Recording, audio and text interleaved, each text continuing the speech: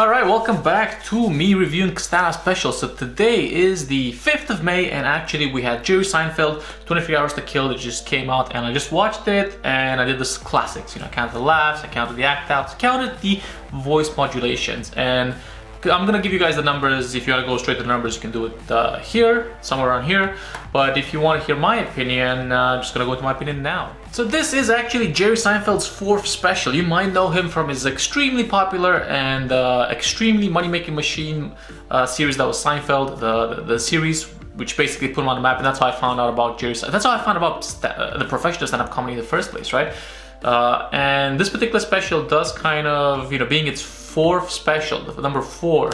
I thought he would have more things out, but actually he only has 4 specials out. Who knew?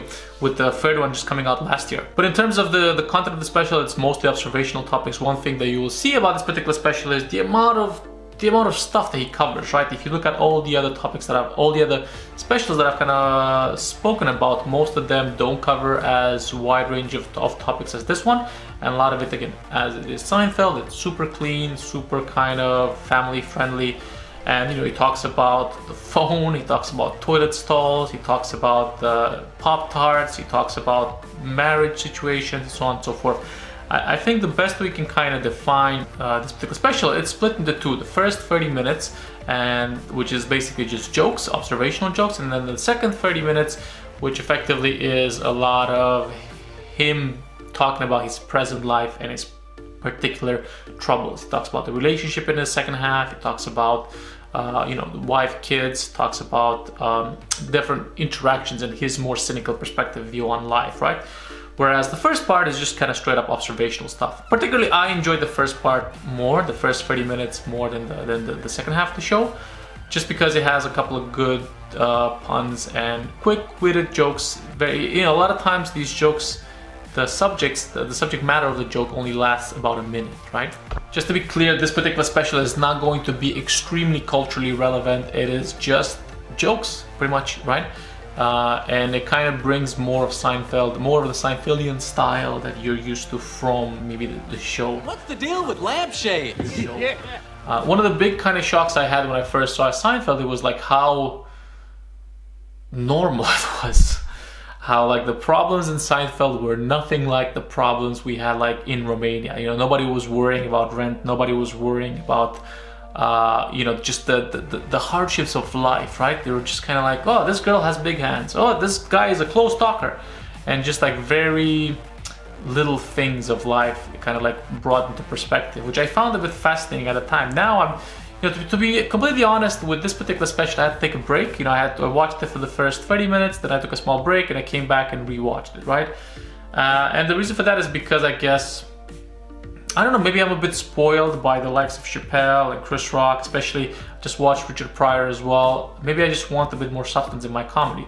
But of course, this is the type of comedy show that, appeals to somebody that just wants, it's a good night out. As he mentions in this special, we just want to go out and do something, right? So this is that kind of, it's exactly, you don't have to overthink it, you don't have to walk away with it's just going out and doing something. So that's kind of the vibe I got from this particular special. So is that good? Is that bad? It's okay, Is it great? Does it suck? A little reference to a couple of jokes in the show. I think it's okay. That's kind of my particular take on this. This particular show is okay. So if you like Seinfeld, you're gonna love it. If you like comedy, you're gonna enjoy it. But again, I wouldn't say that this particular special is one of the best specials that I've seen in the past month or especially past year. It's a special, and I'm pretty sure a lot of people are gonna watch it. It's great. I love Seinfeld, but okay, how should I phrase it?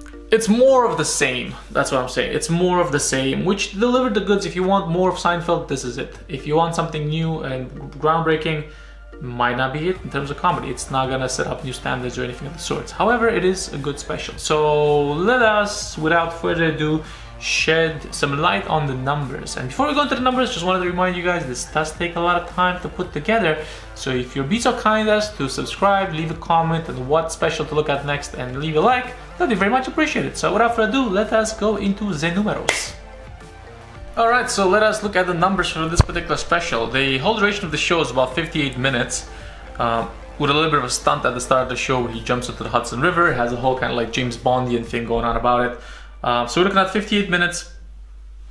We are looking at 309 laps per the entire show, the entirety of the show, which basically comes down to 5.3 LPMs. 5.3 LPMs, not bad, not great, it's decent, right? I guess this is kind of like sums up the special. But this is the thing that very, very Seinfeldian is 25 topics. 25 topics, that is insane. That's a lot of topics, almost as many as Louis C.K. But I guess that kind of helps, you know, feel that the show's progressing. He's jumping into a lot of things. It is quite fast-paced and comes down to 2.32 minutes for each topic. And actually, let's look at the topics because I think that will give us a bit of a... Alright, so the topics. Basically, one of the first topics is just being out, killing time, you know, sucks and great how they're the same. The buffet, this is a pretty good joke where he's talks about the buffet, how it's, you know, basically a whole representation of your emotional status when you put on that particular plate, which I think this was actually my favorite joke is the buffet joke. I think it was pretty fun and very well constructed. The Pop-Tart joke, which is a joke, if I'm not mistaken, he's done in the past, but I think he's kind of improved and built upon. Breakfast back in the day, talks about the Kellogg's factory, the phone, Uber, texting, voicemail, camera on the phone, post office, saying things that make you feel good. Being 60, talks about women, talks about wife and being married, talks about more marriage material. His tone of voice was in particular with his wife, he has to change it, he can't use his normal voice. And then he talks about basically arguing on vacation, kid living. So this is like the segmentation of like the second half of the hour, right? Which is more like personal stuff. Arguing vacation, kids leaving for college, hospital, father, dressing style, movie theater. This is actually a very good joke as well. Second favorite joke of mine, the movie theater joke. And then we are going to look at cup holders and toilet stalls, which is pretty fun as well. But let us go back and kind of see the other things that we might be interested in, right? So 25 topics, multitude of topics being covered. Act outs, 51 act outs and 42 voice modulations. Very low in terms of compared to other kind of comedians, which means he just kind of relies on, you know, jokes, set up punchlines, just the material. And 55 characters in total. Nothing special to kind of keep in mind for this particular show.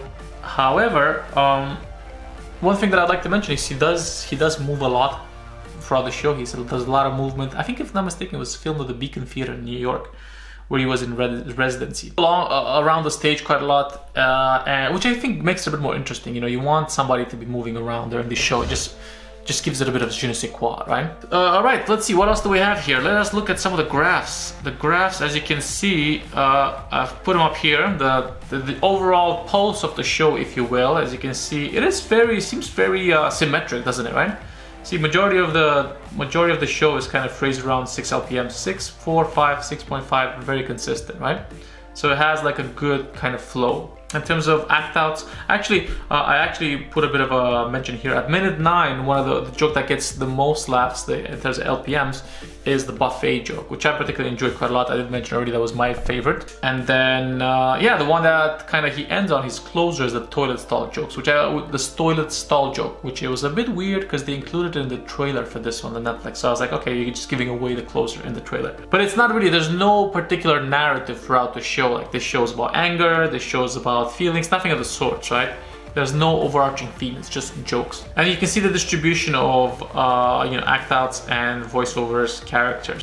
He does at one point actually lie down on the floor, imitating the human body when he runs out of battery for the phone, just basically kind of like mirroring and going down. So he's lying down on the floor in a suit, which is very interesting. Yeah, let's see what else we have. How does it compare with other specials? I think this is the one that you kind of want to see, right?